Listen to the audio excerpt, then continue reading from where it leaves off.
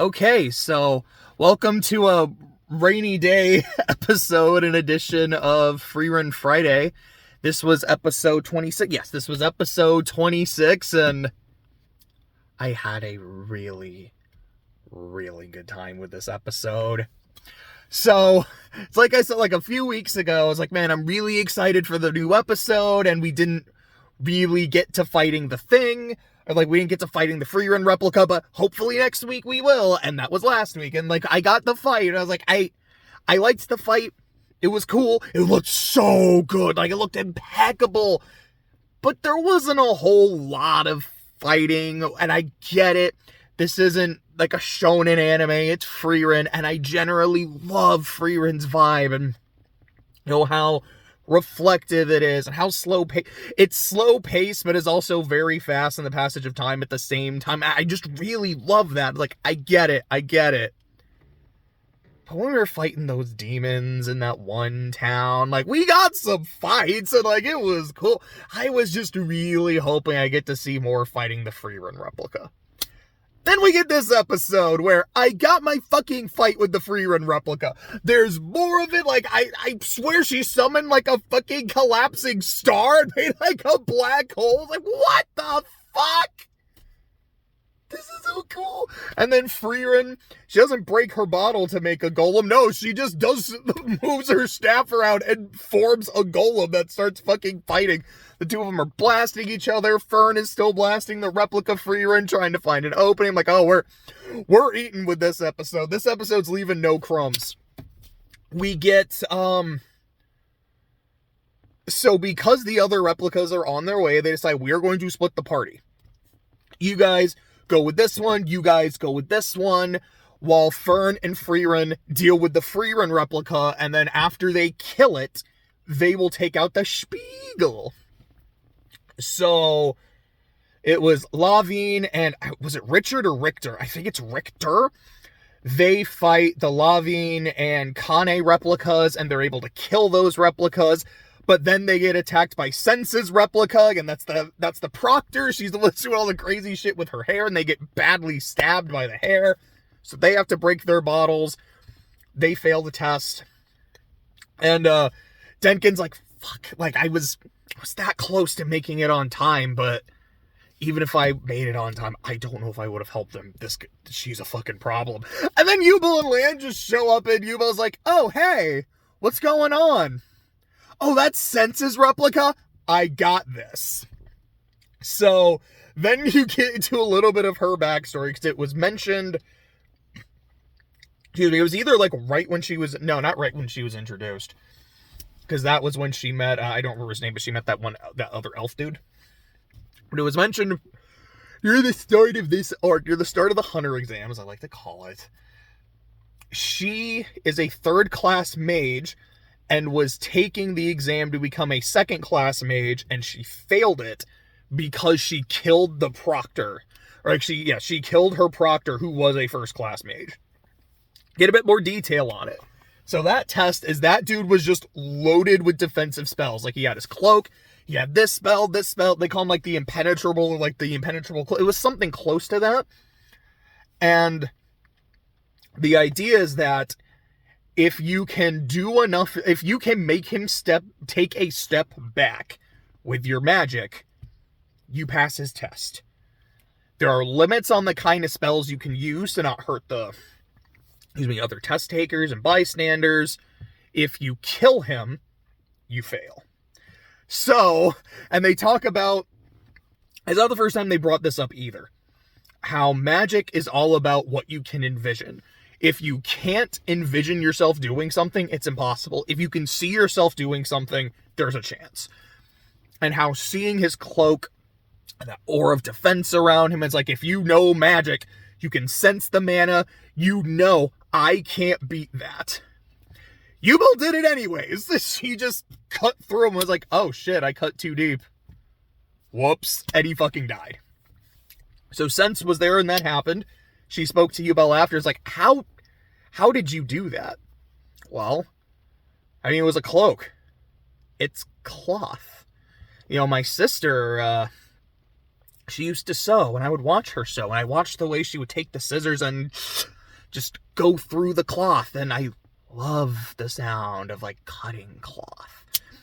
And since, like, okay, A, this bitch is crazy, and I don't ever want to deal with this person in my life. 2, what makes her unique is most mages would look at that cloak and just say, I can't beat it, and they would give in to logic. Yubel doesn't use logic. She uses her intuition, which, given her whole, like, you know, if I know someone well enough and I empathize with them, I can use their magic. That sounds kind of fitting. That's an intuition kind of thing. And I liked that. I thought that was just really cool. So, during that conversation, they talk about Sense's hair, and it's like, yeah, you got a lot of hair there. I bet it's hard to maintain. Yeah, it is. Hey, you should cut it then. And Sense is kind of talking to herself about it. She's like, okay, I can tell that my replica is fighting Yubel, and that fight is over before it began. I can't imagine myself beating Yubel, because Yubel just sees hair, and she's like, cool, hair is meant to be cut. And that was really fun. Let's see. Then Yubel's replica shows up with lands, and was there a third person with them? Because I don't think Denkins had shown up. There might have been a third. And they're like, hey, didn't we kill my replica already? Huh, so they're just gonna keep respawning until the Spiegel's done. Well, sounds good to me. So she's just ready to go and just have the time of her life. So Wurbel and his trio defeated their trio of replicas. I didn't catch her name, but the Ara mage,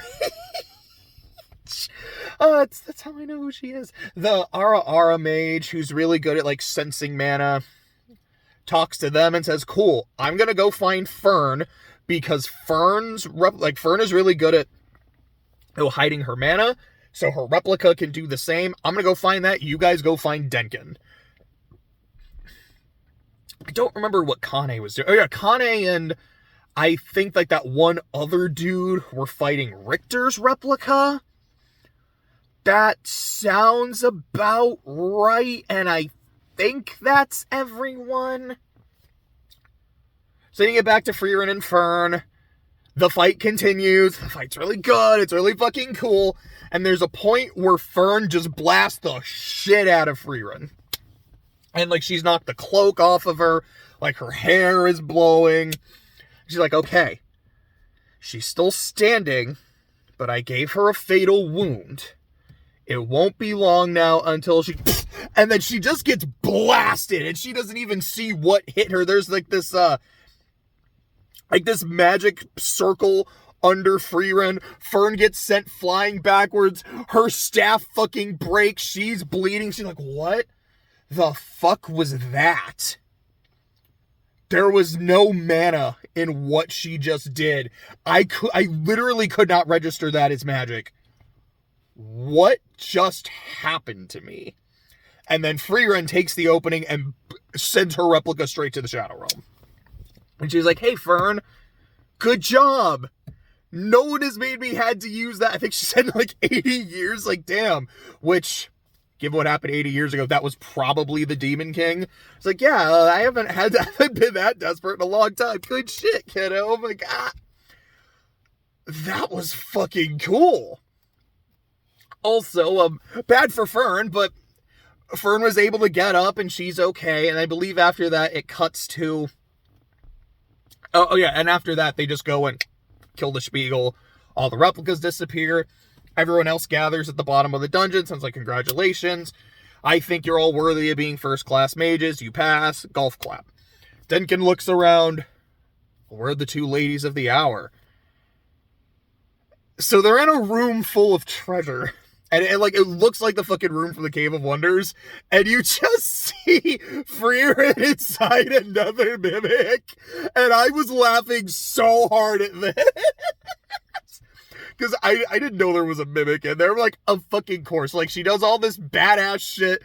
Shows how she is one of the most dangerous beings in the entire world. Mimic. Just without fail. I was laughing so hard at that shit. So the second test is done. we did lose some people. So who do we have left? We've got Warbel and his trio, Ubel, Land, Denkin, Lafon, I think was her name, the really fast girl. Frieren and Fern are still in it. I did theorize that, my theory is that Denkin is going to pass. Maybe not the only person who passes, but he will pass. Frieren and Fern won't. And Denkin will join the party and be the first class mage they need. I don't know who else. Akane is still in it. The Ara mage and that one dude whose name I don't know. Oh, is there anything else I missed? No, that I think that was about it. Just the only other thing in my notes, it was specifically when Frieren was, when the replica was doing her shit, my brain was just like, she's using her mystic word. It's like, yeah, she's hit over limit, and now she's popping her mystic. And, I was talking so much, I drooled a little bit. I kind of spat it out, it was kind of gross. But, like, she popped her mystic, and Fern got popped. But, that was a really fun episode. It was really cool. So, that means we have 2 left in the season. And I remember Jose was saying, he's like, yeah, the 3rd test can probably be done in about an episode. So either we have a whole episode off, and then 28 is test 3 and kind of wrapping up the season, or we're kind of going straight into test 3.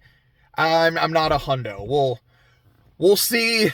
I feel like it's kind of what I say at the end of every episode, and I feel like I probably say that at the end of every episode. It's like, we'll see what happens next week. I'm looking forward to it because show very good. One show done, I will read book. I will read the manga. That's all for this one. I'll see you later.